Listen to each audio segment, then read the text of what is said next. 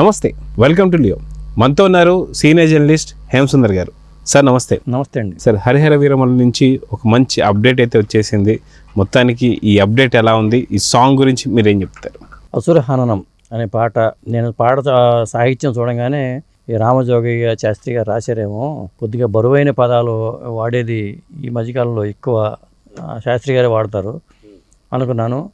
ఇక్కడ చూసుకుంటే రాంబాబు గోసాల ఆ పేరు వినిపించింది. మరి ఈ కుర్రవాడు తను ఇంత ఇదిగా అతనికి అవకాశం ఇవ్వడం గొప్ప విషయం. ముందు ముఖ్యంగా పవర్ స్టార్ సినిమాలో అతనికి రాంబాబు గోసాలకి అవకాశం ఇవ్వటం, అతను రాయగలడని నమ్మి అతని చేతిలో పెట్టడం అనేది, మరి అలాగే కీరవాణి గారు ఆయన సంగీతం అనేది మనకు చెప్పాల్సిన పని లేదు. కాబట్టి ఆ హెవీనెస్ అనేది ఖచ్చితంగా ఈ పాటలో అయితే కనిపించింది. ఇందులో ఇంకా 3 పాటలు ఉంటాయి అన్నారు. పాటలన్నీ అయిపోయిన తర్వాత ట్రైలర్ వస్తుందని చెప్పారు. కాబట్టి ఇక ఆ ట్రైలర్ కోసమే ముందు ఫ్యాన్స్ ఎదురు చూస్తున్నారు. అదే సాధారణంగా గతంలో కూడా మనం చూసుకుంటే మీరు అన్నట్టుగా రామ్ జోగయ్య శాస్త్రి గారు కావచ్చు, లేదా అనంత్ శ్రీరామ్ కావచ్చు, వీళ్ళిద్దరే బరువైనటువంటి పదాలు రాస్తారని చెప్పేసి మనం అనుకుంటాం.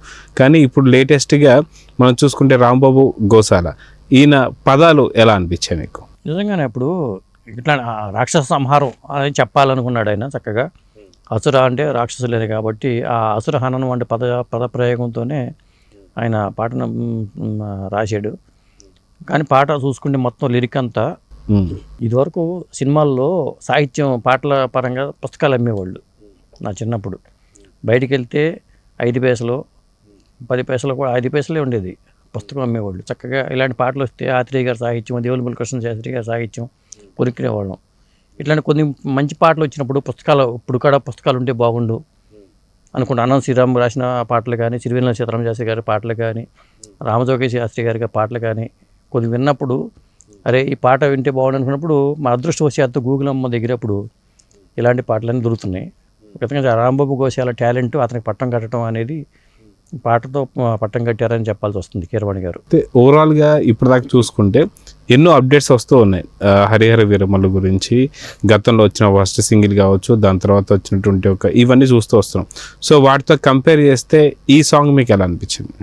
పాట అంటే మాస్, పవర్ స్టార్ ఫ్యాన్స్ అంటేనే మాస్ అండి. ఆ తరహా ప్యాటర్న్లో లేదు. కాకపోతే విజువల్ చూసుకుంటే, ఆ లుక్ చూస్తే ఖచ్చితంగా రీసెంట్గా పిక్చర్ చేసిన సన్నివేశాలు ఆ పిక్సే వాడారు అనేది అర్థమవుతుంది. ఖచ్చితంగా అవి ఆ పిక్చర్ అనేది తెలిసిపోతుంది. అందువల్ల అది కూడా ఒక కొత్తతనం కనిపించింది ఈ పాట ద్వారా. కాబట్టి పాట పరంగా హిట్ అని చెప్పాలి. ఇక టైటిల్ విషయానికి వచ్చేసరికి హరిహర వీరమల్లు స్వాడ్ వర్సెస్ స్పిరిట్ అన్నారు. అక్కడికి వచ్చేసరికి స్వాడ్ అంటేనేమో బాబీ డియోల్ పాత్ర అంటూ చెప్పారు. అంటే కత్తి లాంటి వ్యక్తి అనుకున్నారు. నేనేమనుకున్నానంటే స్వాడ్ అంటే కత్తి లాంటి వ్యక్తి పవర్ స్టార్ అనుకున్నాను. స్పిరిట్ అంటే దెయ్యం అనే యాంగిల్లో నేను అనుకుంటే, స్పిరిట్ అంటే ధైర్యం అంటూ వాళ్ళు కొత్త అర్థాన్ని ఇచ్చారు. అది ఒకటి పవర్ స్టార్ పవన్ కళ్యాణ్ పేరుని హీరోని చివర పెట్టి విలన్ని ముందు పెట్టడం ఏంటి అర్థం కాలేదు. కాబట్టి స్వార్డే పవర్ స్టారు, అక్కడికి స్పిరిట్ ఏమో బాబీ డియోల్ నేనంటాను. మరి వాడేమంటారు చూడాలి. హరిహర వీరమల్లు టీం చెప్తున్నట్టుగా స్వాడ్ వర్సెస్ స్పిరిట్ అన్నారు. వాస్తవానికి కత్తి కన్నా ధైర్యం గొప్పదని చెప్పేసి అంటుంటారు. సో ఒకవేళ విలన్ కత్తి అయినా సరే దానికన్నా మించి ధైర్యం గొప్పది కింద పవన్ కళ్యాణ్ చూడాలంటారా? అంటే నేనేమంటానంటే, ధైర్యం ఉంది ఓకే, చేతిలో కత్తి లేకుండా ధైర్యంతో ఏం చేస్తాను చెప్పండి, ఉపయోగం లేదు కదా. కత్తి పోట్ల గురవాల్సి వస్తుంది. కత్తి గొప్పది నా ఉద్దేశంలో. కలం, కత్తి కన్నా కలం గొప్పది. అది ఆ రోజులు వేరు. ఇక్కడ కత్తి గొప్పదా ధైర్యం గొప్పదా అన్నప్పుడు నా ఉద్దేశంలో అయితే ధైర్యం గొప్పది. మొండితనంతో ధైర్యంతో పోరాడటం ఓకే. అంటే తెలివిగా ధైర్యంగా తెలివితో పోరాడితే కత్తి కూడా, మొండి ధైర్యం కూడా పనికిరాదు. చాలా చాణక్యం ప్రదర్శించాలి. గుండె ధైర్యం ఉంటే సరిపోదు, మొండి ధైర్యం ఉంటే సరిపోదు. అక్కడ మరి ఆ ధైర్యం ఉండే వ్యక్తిగా చూపించవచ్చు, పాత్రను చూపించవచ్చు. కానీ ఇక్కడ చివరికి కత్తి నెగ్గే అవకాశం ఉంది. పోరాటం చేసుకుంటే ధైర్యంతో మీరు పోరాడండి, కత్తి ఇచ్చి పోరాడండి, ఏది నెగ్గుతుంది? కాబట్టి అంటే మనం దాని గురించి దాని వాదనలోకి ఇస్తే మళ్ళీ మన మధ్యలో కత్తి యుద్ధం జరుగుద్ది. కాబట్టి అది ఆ ట్యాగ్ లైన్ అట్టాగా ఉంచేద్దాం, మిగతా విషయంలోకి వెళ్ళిపోదాం. హీరోయిన్ సంబంధించి అప్డేట్స్ ఏమైనా ఉన్నాయంటే ఏం చెప్తా? అంటే ఆవిడ మాట అంది, నాకు ఆశ్చర్యం వేసింది. అది ఎందుకందో నాకు అర్థం కాలేదు. 5 ఏళ్లలో నాలో చాలా మార్పులు వచ్చేసినాయి అంది. అంటే మెంటల్గా మెచ్యూరిటీ లెవెల్స్ వచ్చినాయా, నటిగా ఒకవేళ మెచ్యూరిటీ లెవెల్స్ వచ్చినాయా, లేకపోతే నువ్వు సూపర్ స్టార్గా డమ్ వచ్చిందా, అది అర్థం కాలేదు. నాకు ఆ అమ్మాయి మాటలు చూస్తే అలా అనిపించింది. ఇంకొకటి ఏంటంటే క్రిష్కిను జ్యోతి కృష్ణకి మాత్రం న్యాయం చేశారనిపించింది.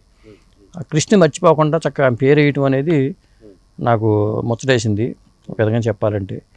ఏదేమైనా ఎందుకంటే రత్నం గారికి ఇచ్చిన మాట ప్రకారం ఆయన సినిమాని పూర్తి చేసి రెండో పార్ట్ కూడా కంప్లీట్ చేస్తారు.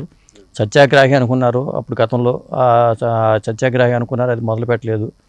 ఆ తర్వాత ఇంకొక సినిమా అనుకున్నారు, చివరికి ఇటు వచ్చి ఈ సినిమా ప్రాజెక్ట్ మొదలుపెట్టారు. మొత్తానికి ఇది కంప్లీట్ అయ్యింది 5-6 ఏళ్ళగా. ఎప్పటి నుంచో నలుగుతూ ఉన్న సినిమా ఇది హరిహర వీరమల్లు అనేది.